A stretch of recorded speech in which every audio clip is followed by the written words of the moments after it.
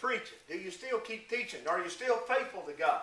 Even though you're going through some type of challenge, some type of grief, or some type of problem, are we still reaching out to God? That's the whole point of faith. Not that you're upset about it. Because you're going to be upset when things happen.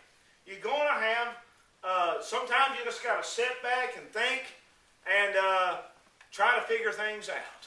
Because if a situation comes up, a lot of times if you jump out there with all guns blazing, as they say, you can make a lot of mistakes. See, you can make more mistakes than you did if you would. Sometimes we just got to pray things out. And we got to wait upon the Lord. But let me tell you, when the boat's filling up with water, a man's going to start hollering.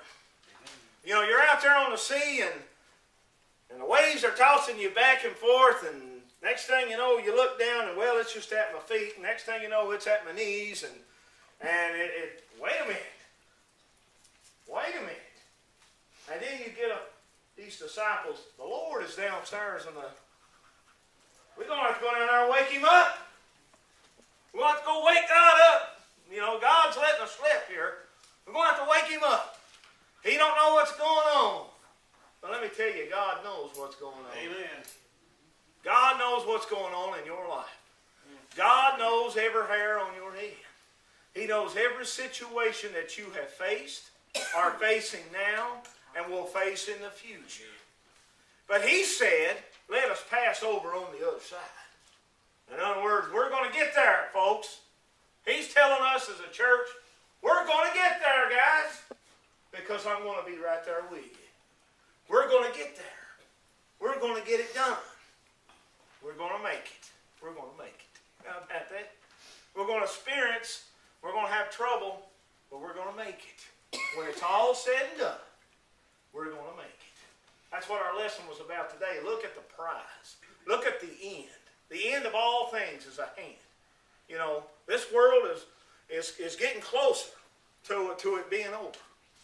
It ain't last another 1,000 years, but it's getting close. Amen. See? It's at hand. But God's people are going to make it. Understand that? We're going to make it. No matter what, we're going to make it. So they ran down into the boat, and they waked Jesus up, and they said, Master, carest thou not that we perish? Lord, don't you care that we're drowning up here? Don't you care that we're drowning? We do the same thing, don't we? Lord, don't you care that I'm drowning? Lord, don't you hear me when I pray to you? Don't you hear me when I cry out? I'm suffocating. I'm drowning here. Don't you hear me? Are you asleep? Let me tell you something. God knows what's going on all the time. Amen. He did. And going back to the first verse, he said, let us pass on the other side. Jesus knew he was going to get to the other side. He wants us to trust him to get us to the other side. He knows what's going on. He knows how to get us through. He knows what we need the most every single day. Amen. Right now, Jesus, it said, you know, if you read there in Revelations, he walked in the midst of the 7 candlesticks. Churches. You know, those 7 churches. He walked in the midst of them. A candlestick gives out light. See? So he walked in the midst of those candlesticks. And let me tell you, he walks in the midst of us today. Amen. See, he's walking in the midst of this church and all of his churches, all of his people. He walks around. He says, and I know your labor, and I know your works. In other words, I know what you're doing. See, I know what you're doing. I know what you're experiencing. I know what you're going through. I know every trial, every temptation, everything that's coming at you. I know it. I know all about it. See? And let me tell you, I will, see, help you overcome no matter what it is. See? And we're going to see the power of Jesus Christ. We're going to see the power of God. Now, this miracle here that he's fixing to do, in today's world, it might seem like it's kind of hard to comprehend it, but let me tell you, to me, there's nothing impossible to God. Amen. There's nothing impossible to God. We can be in the worst thunderstorm ever was. There was a person told me, I think it was Kent Crone, if I ain't mistaken, he was somewhere, and this tornado came through this town. And most of the town went into this church. And the tornado tore through this town, and it destroyed every house, every business. But the only one building that was left standing was that church in the middle of the town where all the people were. Amen. Yeah, they was, they suffered some physical, their homes were destroyed. Yeah, there were some financial problems. But their lives were spared because they were in the house of God and God protected His house. That was the only building that was left standing, was that church. You believe that? Yeah, I believe it. Amen. Yes. I believe it. See? And the town, it was 200 or 300 people that was in that little town.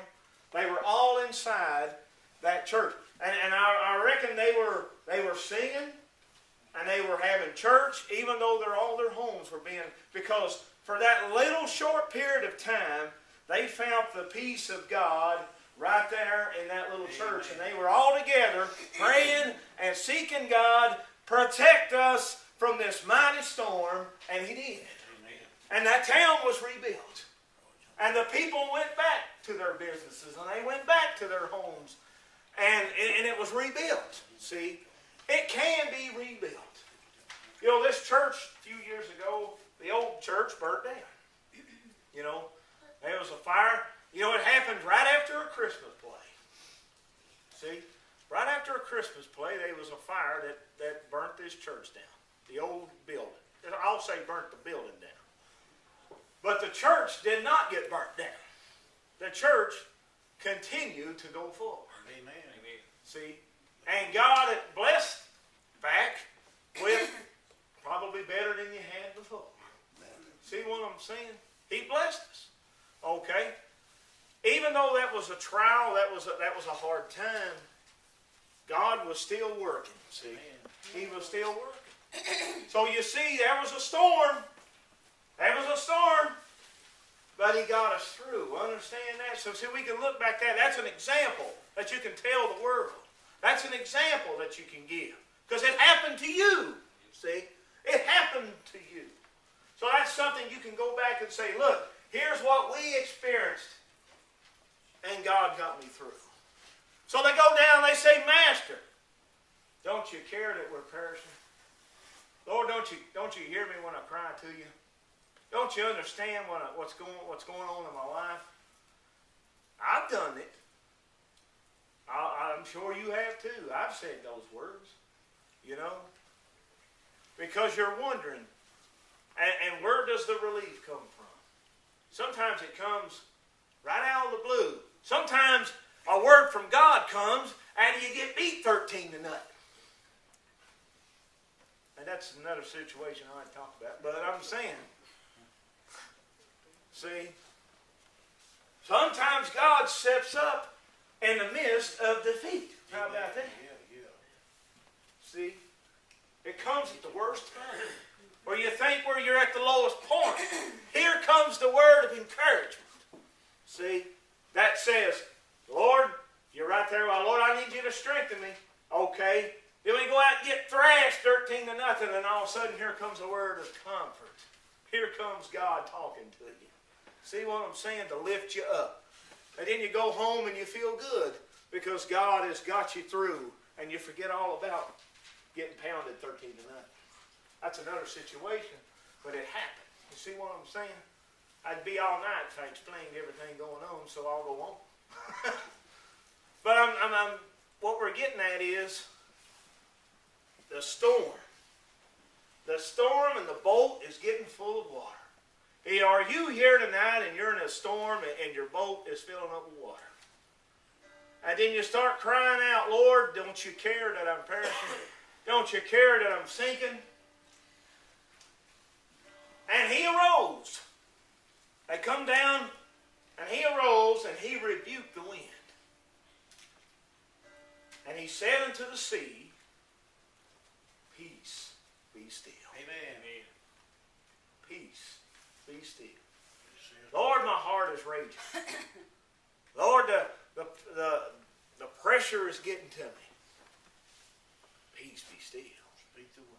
See, he got up. I can just see him now coming out of that boat, standing there,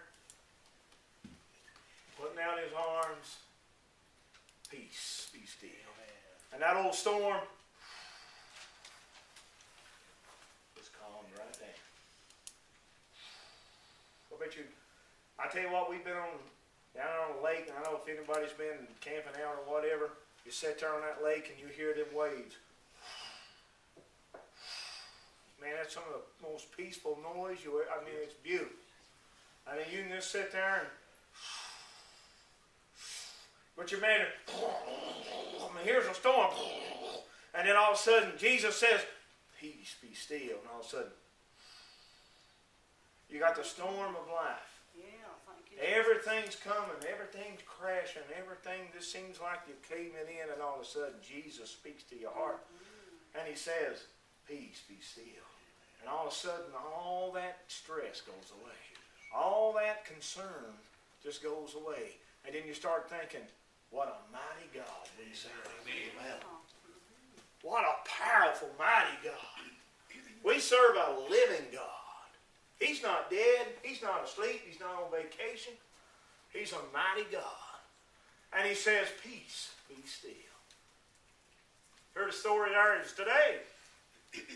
This guy, he said, before he became a Christian, he was going, he said, I was on the, as you say, on the edge. I could have went either way. And he said he went to see his dad in the hospital, and he was about ready to pass away. And he went in there and he seen him, and said his dad got up about 12 or 1 o'clock. It was in the morning, and he said, I'm going to go home. He said, well, you're pretty sick, Dad. I don't think they're going to let you out of here. He said, I'm going to go home. I'm going home. He said, well, I went home for a little while, and phone rung about 3 hours later. He said, Dad died. He said, my dad died. But he said, they come to me